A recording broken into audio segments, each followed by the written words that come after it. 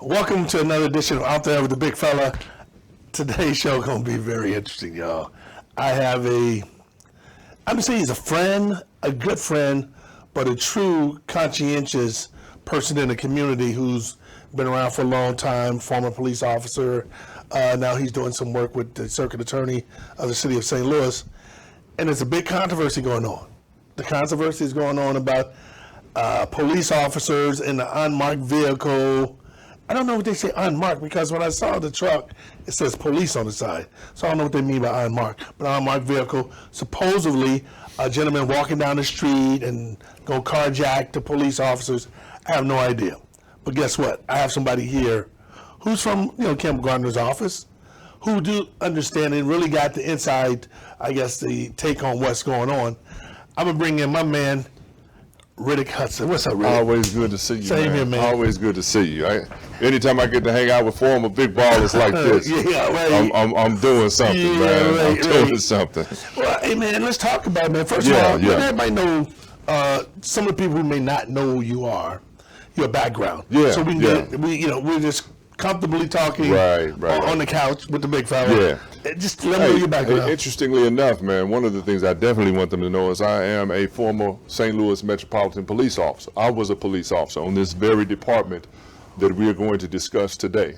So I've got that experience and that background, but I left the department, man. I had to go because I was disillusioned with the criminal justice system in the United States generally, man. The racism at its foundation and the way that plays out systemically.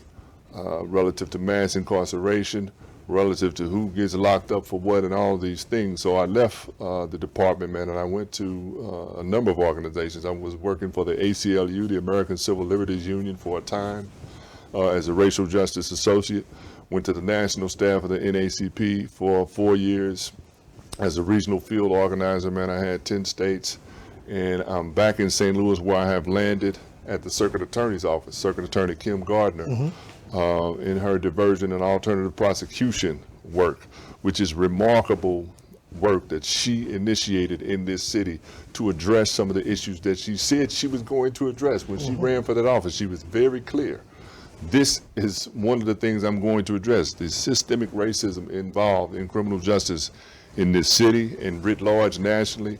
She has taken affirmative steps to address, and I'm very proud to be part of her staff, man. And like I was telling you before we came on the air, she is, and I've been around a lot of political leaders, community leaders. As far as elected officials go, she is probably the most remarkable person I've been around in her role as Circuit Attorney. Her courage and heart alone set her aside. I was saying before we came on the air, man, she got more heart than a lot of, a lot of the men. A lot of the guys don't even have her. Man, let me tell you something. Her balls, you know what I'm saying? She's not super big, but somehow her heart must make up 50% of her body. Yeah. Because she is a courageous person and she operates with integrity. So when they come at her sideways, as they are in this case, which we'll talk about here momentarily, she maintains her focus on what's right and the function of that office, which is to assess facts and evidence and make a charge. And if you don't bring us facts and evidence, you can't make the charge that you've alleged. And so, whenever you want to get into it, we can talk about this. I mean, I want to get that. Carjack situation. Off the hair with the big fella, man. We relax it on the couch, but we gonna have some good conversation. Let me start it off like this. Just start off about, tell everybody who may not have known or heard anything about it, about this so-called carjacking. Hey. You know what I'm doing? I'm about to sit back and cross my legs right in the car, right? I want you to tell a story to the viewing audience about what actually happened. I can tell you how it all started for me personally. Let's go. How it started for me personally. Ready. Let's go. Me and my wife were sitting at home. I can't remember exactly what the date was. It was, it was in March. We're sitting at home in the den looking at the news, and a story comes on, and I'm listening to the reporter, and in words he says, man attempts to carjack the marked police vehicle. And I remember my instant response, just me, as a person sitting at home, my instant response was to turn to my wife and say, that didn't happen.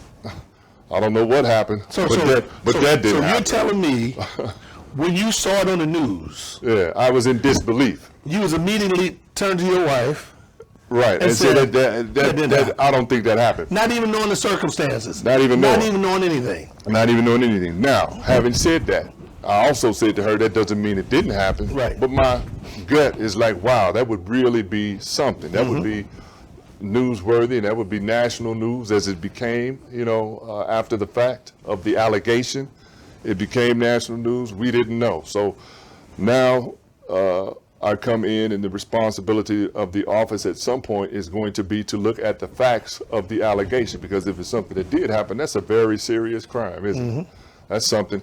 Armed robbery first can get you 10 to 30 years to life, man, for this 27-year-old guy, which really, at the core of this conversation, I'm going to really lock in on that piece right there, because that's something I don't want people to lose sight of the fact, man. This dude, man, 10 to 30 to life. Wow. So they go to the warrant office. Chris Hinckley is the chief warrant officer. There's another warrant officer down there. They being the police officer. The police officer. All right. Began to contact. They contacted another person in the warrant office, Chris, the other Chris, and I can't remember his last name right now. I wish I could, because he's an outstanding warrant officer. Was contacted sometime shortly after the incident. They were giving him the information and the facts that they had at that time.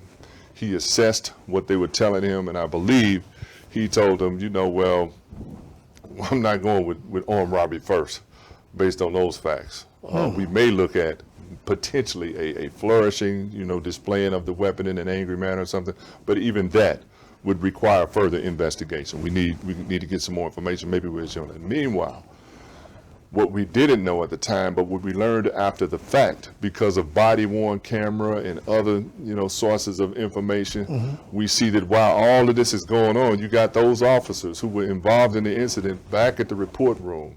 You got a supervising lieutenant telling everybody, what's going on, and you're going to write this and you're going to do this. You see the report writing officer who was assigned to write the incident up so that it can be submitted, go in and say something to the lieutenant to the effect of, so should I write this as a flourishing? Write it as a flourishing? Because even he, in his initial assessment of the facts that's presented, was like, this is what we got. Oh, man. Oh, wow. Right, but here's the lieutenant. No. Armed robbery first, 2 counts. Armed criminal action, and if he ran from the police, resisting arrest, and all this. So he's stacking it up prior to investigating. But now you got this. How do you know this is going on? Because we see the body-worn camera. We got this. So that's what we got to make sure everybody understands. Yeah, we became aware of this. Okay. You're looking at the body camera footage of the officers. We're looking at the body cam footage from one of the officers. One of the officers who was actually involved in the event. Gotcha. He forgot to turn his body-worn camera off. Right. So now you guys see all the information of what's happening. We wound up with 4 hours worth of body-worn camera footage. 4 hours, man. Wow. Yeah. So we see all of what's happening, man, with how the report is being put together. But this lieutenant, when the officer comes in and walks in and says, hey, man, flourishing? No, armed robbery first, 2 counts, and armed criminal action, and if he ran from the police, resisted arrest. And remember, that's how it was initially presented to the Circuit Attorney's office. He ran at the vehicle. You even have this officer's statement on camera telling his fellow officers, man, he came running full speed from the bus stop, arms out, arms extended, gun pointed, and then he was at the window, and then he ran away. Wow. Days later, we get additional video evidence from a private business security camera that happens to catch this incident on camera. Oh, wow. Right now, remember. So how did, I want to go step by step on this. How did we, sorry, I lost my mic here.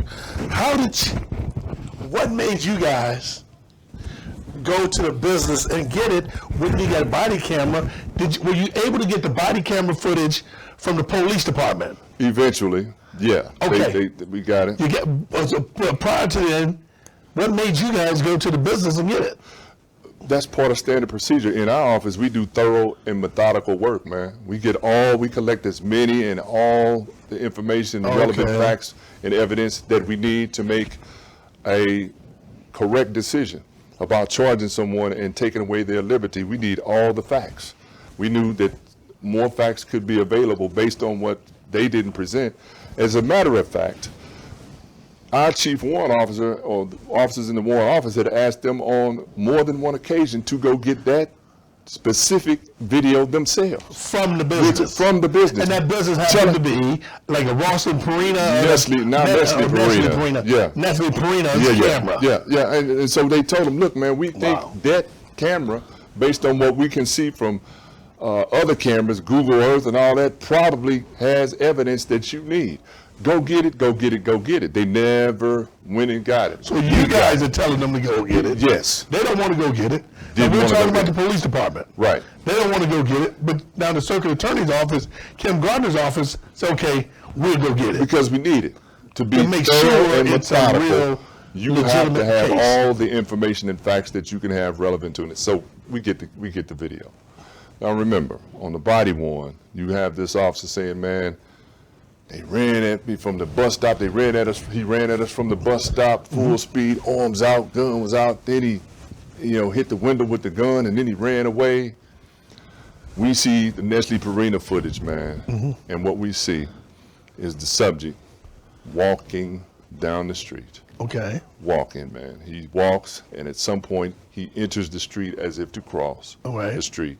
You then see the police vehicle into the frame. Now, it's unmarked from the front. The marking's on the side. From the front is a tinted, truck. Right. He may not know who it is. You see the subject take 2 steps back because the truck is coming at him. Right. And he goes to the side as if to go around the truck. The truck pauses ever so briefly. If you run this whole thing in real time, it's a 2 to 3 second encounter, man. 2 to 3 seconds. Wow. Truck advances up the street, and then he continues walking. Not running, not picking up his pace. He continues walking down the street. You see the truck come back into the frame, and then we become aware that later he is arrested, not far from that spot, maybe a block away, while he was, still walking. But hold on. Go ahead. Wow. So that's one inconsistency, but it's a glaring inconsistency, man. And I'm hoping at some point, while all of the staunch defenders of the police, and we're pro-police too, man. No doubt about it. We are accountable policing, man. Yes. We're pro-accountable No policing. question about it. When you're right, you're right. When you're wrong, you're wrong. But I'm waiting for somebody to address all of the inconsistencies that we've now been able to present. Just say something about it. Acknowledge that you know that they exist. Right. Right? Even if you want to stand in defense of, acknowledge that, by the way, we need to address these issues, because beyond that, the other piece that we had begun hearing in the aftermath of the press conference that we did by those who wanted to attack the Circuit Attorney's office and her work was that we only played some video. We didn't play a video of his admission. That's what they said. That word, admission. Yes. And then we didn't play video of his confession, alleged confession and alleged admission. So we have those videos. The video of the so-called admission is pretty much damn near worse than the video of what was the so-called carjack. No. We go to the admission, quote-unquote, alleged admission video. Hold on. You say it could be worse? Yeah, because here's what you had. At the scene, you see them brought together, the officers who were in the truck, brought together to identify the subject, which they probably should have been brought separately, but they were brought together to identify a person, mind you, that at this point is in handcuffs on the back of the paddy wagon, sitting there, and say, is this the guilty one? That's him. They close the door on the guy. But let me ask you a question. You've been a former police officer, right? Yeah. If someone come up to the car and pull a gun on me, I drive off, I'm going to hit some button or whatever, I'm calling for more reinforcement, right? Well, they probably put an aid call out. I don't know if they I'm just saying, well, we didn't see a lot of, on the video, I didn't see other police cars coming. They didn't go lights and sirens. Right. But the police car drove off, and the officer is saying, or made the statement as if they pulled off to get away from the guy. Yeah, yeah. So, but when you see him pull off, the guy never ran. Right. And nothing. He said really, they swerved, actually. Right. In his initial statement, I believe he said he had to swerve to. But you saw it slow down for about 2 seconds, like you said. Then he drove off. Yeah. Yeah. I'm not understanding this whole. It's problematically inconsistent statement, man. It just doesn't add up with what you verbally stated in your initial description of the incident. But back to this admission, man. They closed the door on the guy, and the officer continues telling his colleagues what he believes happened or what he thought happened. I don't know what his state of mind was at that point. But then you hear the subject on the police cruiser, we'll call it the paddy wagon so everybody knows what I'm talking about, yell out something. And then the officer says, did you hear him? He just said, I didn't know it was you. I didn't know it was you. And you heard it, right? And he's saying that as if to say, the guy is saying, I didn't know it was you, or I might not have done what I did. Exactly. Right? Then the lieutenant, same body-worn camera, catches the lieutenant coming up to begin directing people of what to do. And he says, yeah, he's already basically admitted it. He didn't know. And they're laughing about this and saying that's his admission. Right. We get the video, which they had. Right. We got this video from them. From inside the paddy wagon. Inside the paddy wagon. Yeah. This is the police video. Yeah. Not your video. Not ours. Not the they Circuit had Attorney's this office. in their possession. Not Kim Gardner's. Correct. Okay. Correct. They had this in their possession. I sit down with Chris Hinckley. He's seen it. You know, Chris has watched all 4 hours of everything they had, probably 2 or 3 times. Wow. But I sat down with him for the first time to just look at that part of it. Mm-hmm. And the first time I heard it, I heard what he said clearly. He said, I didn't know. They were shooting. They were shooting. That's what he's saying. And he's referencing an incident which he had been very forthright about and very upfront about from earlier in that evening. Like I said, he had his gun. He has a permit for it. It's not against the law. He said he was walking in the area earlier that night where they had started shooting. He was walking by himself. He got put off a party bus or whatever, but he was by himself, so it kind of rattled him. He said, man, I just fired off a couple of rounds just to let him know. I'm mad at them, but I ain't doing nothing. No. Whoever's shooting in the area, so I got something too. Don't got you. So right. It was some shooting going on in that area that he was walking in. He was walking in, so he shot. Right, saying, hey man. I shot up in the air, let him know, hey man. Exactly. I'm something too now. Exactly right. Oh wow. So that's a different. So he's inside the van. Oh my God. But here, be clear. The reason he's saying that though, because he can see through the back of the paddy wagon that this officer, while he's demonstrating what he thinks this guy did, is pointing like this and pointing like this, and he's saying, man, but I didn't, because he's thinking he's been arrested for what he did before. He has no idea that they are even considering this encounter. Like the police. Yeah, he has no idea that encounter with the truck was even a thing, right? Wow. Was even a thing. So he's like, man, no, I didn't know. They were shooting. He's trying to explain why he had shot over there. But that is what they were describing as his admission. Man, don't make me cuss on the show, you man. Can cuss on the show. You can cuss bullshit. But that was bullshit. What it was reckless and sloppy bullshit on their part. And reckless and sloppy investigations, there's too much at stake for you not to have the precision required to charge somebody with a crime that gets them 10 to 30 to life, man.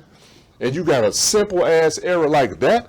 He said he didn't know it was you. And he's in there saying, I didn't know they were shooting. And that's what you are relying on to advance to come to the Circuit Attorney's office with confidence. We got an admission. We got a confession. You don't have none of that. Oh, my God. Let's get to the confession, the alleged confession. Let me hear this one. Wow. This interview, they got him in there for 4 hours, man. He asked for an attorney, and I want all your viewers to know, and everybody to know, he asked for an attorney more than once, which they didn't give him. So tell him why that's important. Because the Constitution requires that if you ask for an attorney, you are entitled to an attorney, and they don't. Can I they ask have you to no stop. more They questions? need to stop they can't do questioning anything. you. Right. They If need you to stop say, asking you. if you get arrested, by a police officer, whoever, and you say, I want an attorney. Especially if they got you under arrest at the station being interviewed by police officers. And you say, I want my attorney. And he said they mean they have to shut down all communication. Shut it down. Get this man an attorney. Now, what's important to know is so much wrong with it that I don't want to miss any of it. They also never told him why he was under arrest. Never. And that's why he was offering that up from the back of the paddy wagon, shouting out about having shot earlier tonight, because he thought that's why he was in the van. When they get to the station and they got him in the interview room, they never tell him why he's under arrest. So he's talking over the course of the whole night about things that have happened over the course of the whole night. He's not talking specifically to that incident. Wow. When he's referencing, at some point they asked him, did you ever show your gun? He said, yeah, to the officers. And he's talking about the officers that arrested him. Because he said, man, I got a gun. I got a permit for it. He didn't want them to shoot him. Man. That's who he's showing his gun to. But they keep talking and keep talking. And well, did you ever see a vehicle? And did that vehicle scare you? And did you do anything with your gun then? He said, man, I had my gun inside my jacket. It's on my hip, right? It's down here. I got it right here. I didn't ever, pull it up, but it's right here.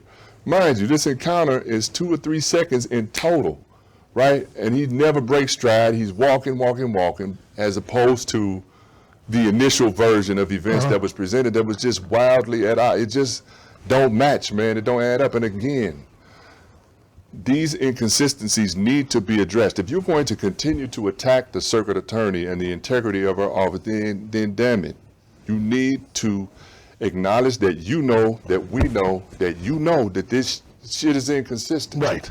Wildly inconsistent. Hold on, man. And that in order for a charge to be issued, this ain't it. You can't issue a charge on this wildly inconsistent and insufficient lack of evidence. Bullshit. Lack of evidence. There you go. No. Let's get better. Lack of evidence. So now I watch on the news, the chief of police, Chief Hayden, comes out now on the news and say, I agree with my officer. I support my officer. Now you tell me. Yeah, that's interesting. Come on now. Here's what's interesting about that to me, man. And I know the chief. I know the chief. I know it too. But my question for the chief, and maybe somebody in the media can answer me, this is a genuine question, man. I'm not being, sarcastic or anything like that. I know the chief. I know. But what are you agreeing with? Are you agreeing that we have evidence that this subject ran at the vehicle, arms extended, gun out, and then ran away from the vehicle? Are you agreeing that he admitted to something in the back of the police cruiser? And are you agreeing that he said, I didn't know it was you? My officers was right. Are you agreeing with I didn't know it was you? When we have video evidence that he absolutely did not admit to that in the way that your officers represented? I believe my officer. I don't know. I stand behind my officer. So now, what does that do to the integrity of guys like me, the everyday black man walking down the street, knowing that they put some bullshit allegations on you, things like that bullcrap on you? What can happen to you? Yeah, I don't. So what does it do for the everyday guy? You know all the laws. Yeah. You are a former police officer. Yeah, and I don't know all the laws, but I know you need evidence and facts to charge somebody. But now you work with the circuit attorney's office. Yeah. And you see how they're constantly trying to discredit Kim Gardner. Yeah. We see that, right? And that's agenda driven. I don't know who. Okay, but it don't matter who's doing it. Yeah. We know what's happening, right? But the problem I have, your chief of police, John Hayden, comes out and say, all the evidence y'all have is bull. That his statement saying, I support my police officer, what he said, is saying to you, Chris, Kim, anyone from the circuit attorney's office in the city of St. Louis, y'all are making it, this is bull crap. Right. Well, unfortunately, the facts and evidence don't bear that out. And the facts and evidence support what we are saying is that we can't charge this charge. Why are they constantly trying to discredit this lady? Oh, man, you already know. In St. Louis, she has been targeted for her strong stance against the status quo of this system and her willingness to engage and do the work necessary to bring change to the system, as she told the voters that supported her she would. She has exercised great patience. No doubt. As you know, in that role with these Patience constant and attacks. resolve. Yeah. But here, I want to say this, man, because it's on my mind. Beyond, the loyalty that a chief would show to his officers, and I understand his role, he has to do that again. I would like somebody to at least acknowledge the known inconsistencies, man. They're not going away. They're not going to disappear. Talk about those and explain why you land in support of charges being issued, I guess, on that piss poor evidence. But beyond that, man, you think about somebody like Lamar Johnson. Yes. Think about somebody like Lamar Johnson, who the circuit attorney went to bat for when she discovered again. Tell the story real quick. We have about 5 minutes. Lamar Johnson was charged with a murder that he clearly didn't commit. And the circuit attorney's office, Kim Gardner's office, found evidence proving that this guy was innocent. Right. But and the evidence involved some police misrepresentations, paying jailhouse snitches thousands of dollars to falsely testify. A prosecutor that withheld evidence at the time, and this prosecutor comes in and discovers this, man, and it's brought to her attention, and rightfully so, in her role as the top law enforcement person in the city. She said that's an injustice, because justice is not just about throwing people in prison for everything we allege that you do. It's about getting it right. It's about having facts and evidence and making sure that the right people are charged and the right people are held accountable, whoever you are. Citizen, civilian, walking down the street, law enforcement officer in uniform. If you violate, then you should be held accountable. That is her approach, and that is the approach that has warranted these baseless attacks that I've seen throughout her tenure in that office, man. But again, she's so steadfast. But you think about Lamar Johnson, man, years of his life. What is it, 26 years now? But then they say, you have nothing to do with this. Stay out of this. Stay out of our status quo is what they mean. They told her to stay out of it. You ain't got nothing to do with it. Stay out of our she status saw an quo. Injustice. Yeah. And they telling her to stay out of it. Yeah. What kind of choice, what chance to do me, the everyday Joe, people walking, we wrapping it up, we had a couple minutes. Yeah. You tell me, what chance do we really have? The guy that walks down the street ain't bother nobody. Yeah. A police got some on his mind, his girlfriend, wife cheated on him, whatever, he's pissed off. Yeah. He sees somebody. Right. He pulls him over and give him a case. Right. Nobody ain't go. Then you have the chief of police of the city of St. Louis bag a guy who he know is wrong. What kind of? And even if we don't know his state of mind, because I believe I know that officer, man. To be honest with you, I've heard his voice and the name, and now I'm pretty sure. It really don't matter. Hold on, but even if we don't know his intention, the presentation of the evidence and the way that you went about your investigation rendered it useless when you have multiple accounts of the same incident, when you have conflicting evidence that's very obvious and easy to present, when you have misrepresented statements from a subject that you say are admissions and they're not. What in the hell do you think this office, in its full responsibilities, is supposed to do? Lamar Johnson, unfortunately, didn't have body cameras in his situation. Well, nobody wanted Before we let you go, I'm going to let you end up. I want you to summarize this whole dynamic. We got a minute. Summarize what we take from this, what the community can do. You summarize that for me. I would say this. Continue to support a circuit attorney that has courageously and with great integrity, in the face of adversity and concerted and orchestrated efforts sometimes to discredit her wrongfully, as is clearly the case in this case. Man, please acknowledge what you know and explain to us, the citizens, man. Don't even explain to the circuit attorneys out. Explain to the citizens, what in the hell do you mean about these inconsistencies being okay, and that was something that should have been issued, and now we got this reputation around the country that our circuit attorney is not doing her job. That's bullshit for real. Wow. But the summary is, we will continue to work in such a way that we don't threaten the liberty of anyone without facts and evidence and just on the word of anybody, man. And that's the kind of circuit attorneys I can live with and work with and will continue to work with as long as I can. I appreciate the time. I got man. much love for my man. It's my man, Redditt Hudson, y'all. I love this dude. He gonna keep it real, man, and you're gonna get this all the time off the air with the big fella on the couch where we can keep it real. You can catch me every Sunday morning from 6 to 8 on 96.3 for the Lou, and then on Monday evenings from 6 to 8, you can catch me in Detroit on 910 The Superstation.